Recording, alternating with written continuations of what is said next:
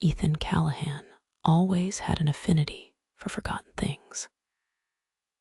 As a historian, fascinated by lost towns and ancient mysteries, his nights were filled with obscure research.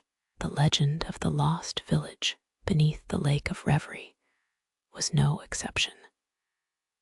For weeks, sleep came sparingly, plagued by visions of a bell tolling underwater and shadow figures flickering at the periphery of his dreams.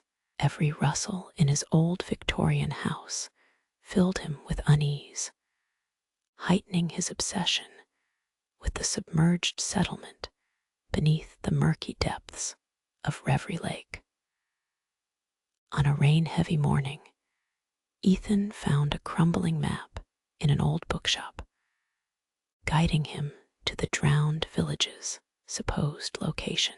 He packed his belongings, driven not just by curiosity, but by a compulsion he couldn't name, a siren's song calling him to secrets within the watery grave.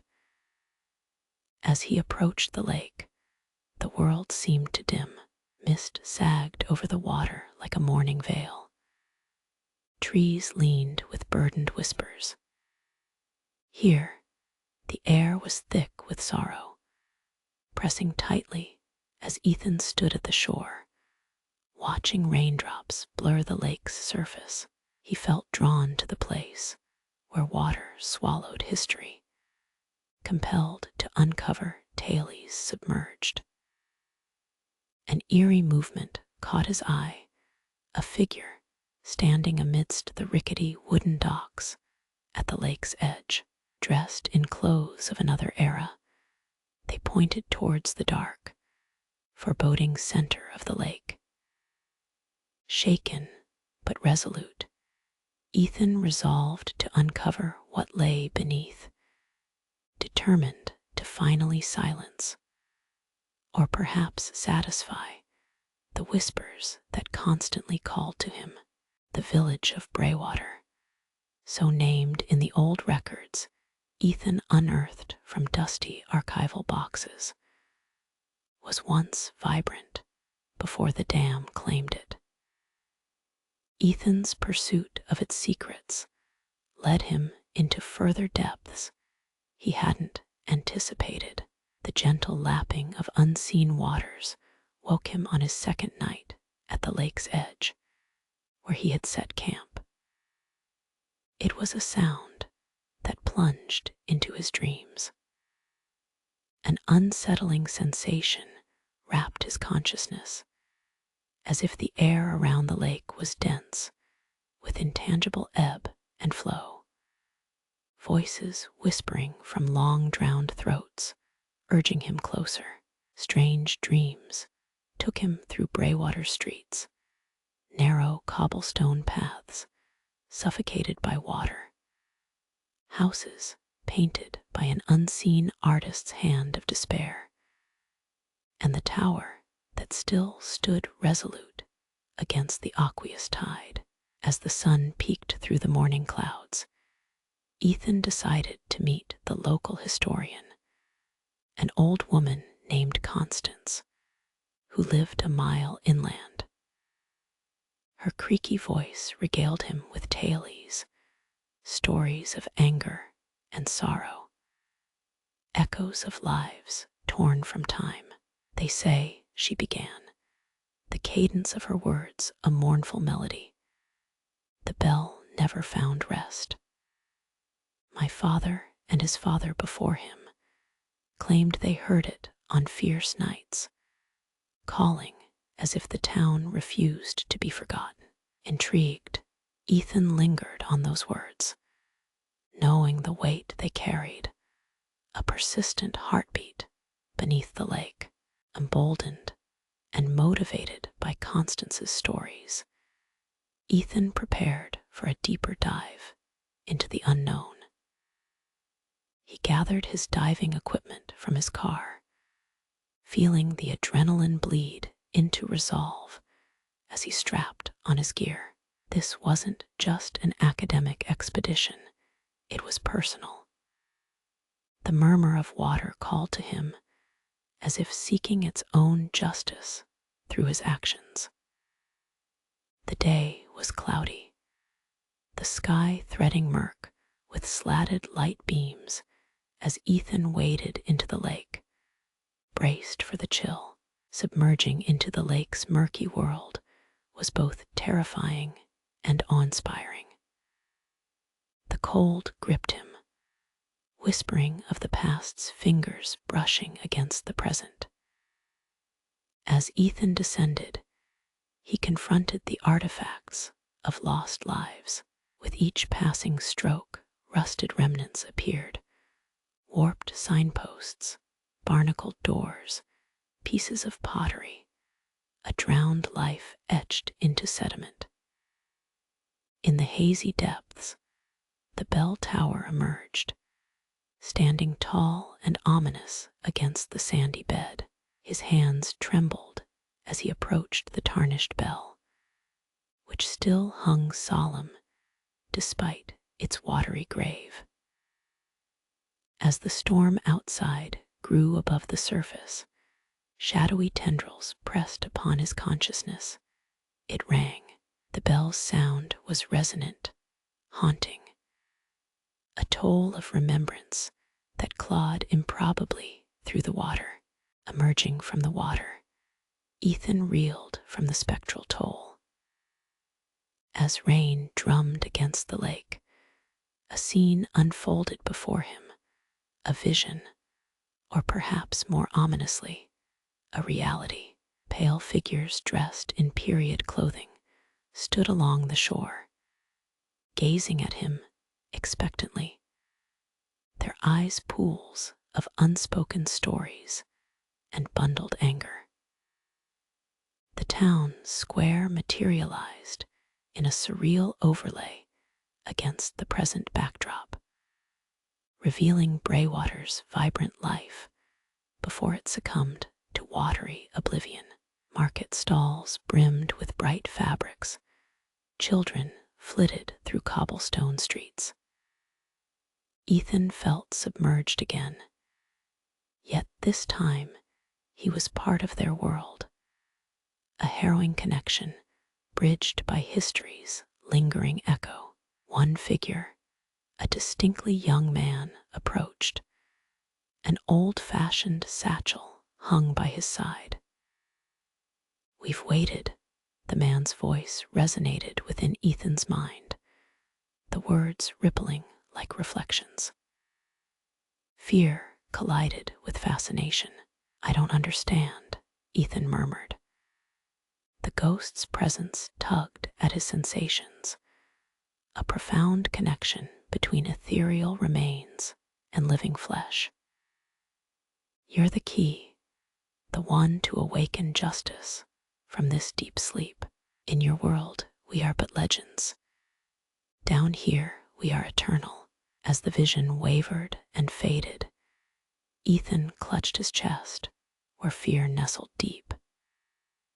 He returned to his tent, grappling with the inexplicable, comprehension slipping furtively like shadows through his fingers.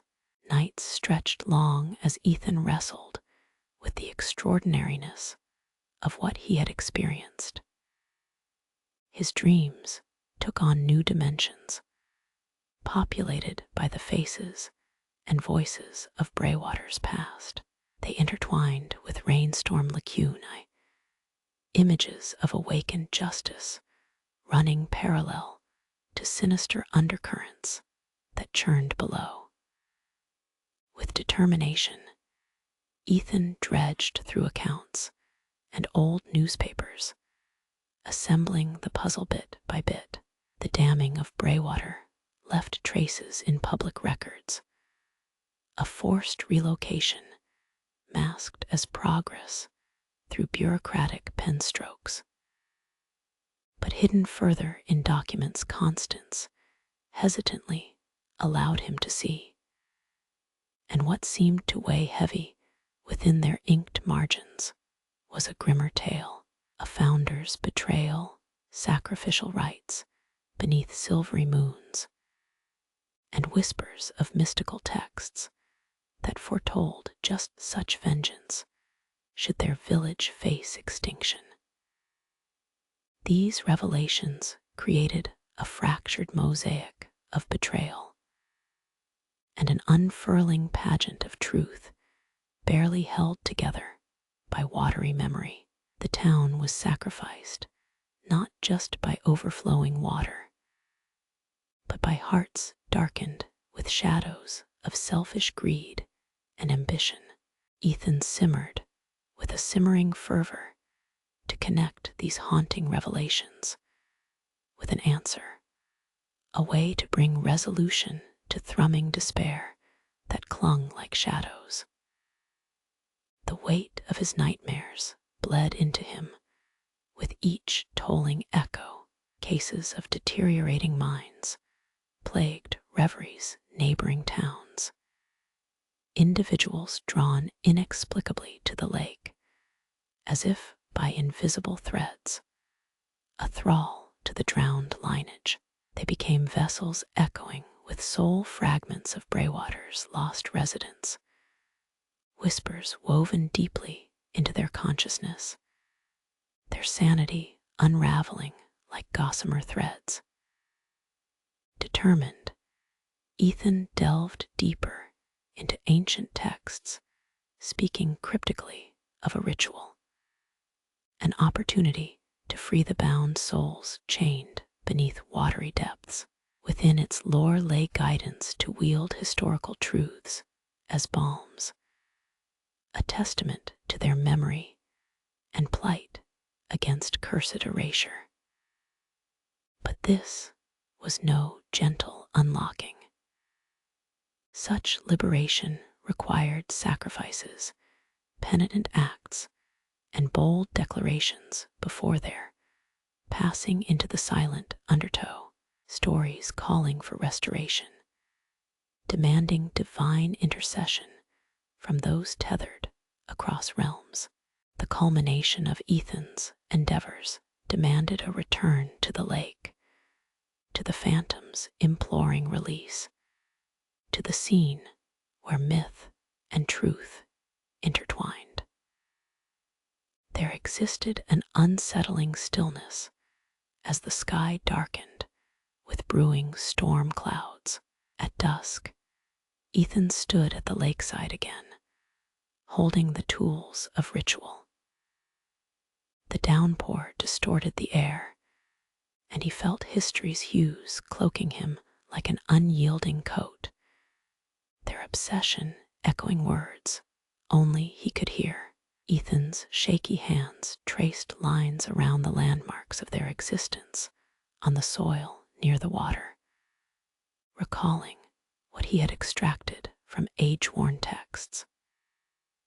He spoke ancient intonations into the ungrateful air, beseeching the echo to yield and the bonds to break. Suddenly, with a flash of lightning, water churned beneath him wildly as the bell tolled once more, thunderously overrunning the thunder itself. A spiritual web stretched from the lake to envelop the horizon, offering a mere glimpse into Braywater's past, unfurling the life that was before its bitter end.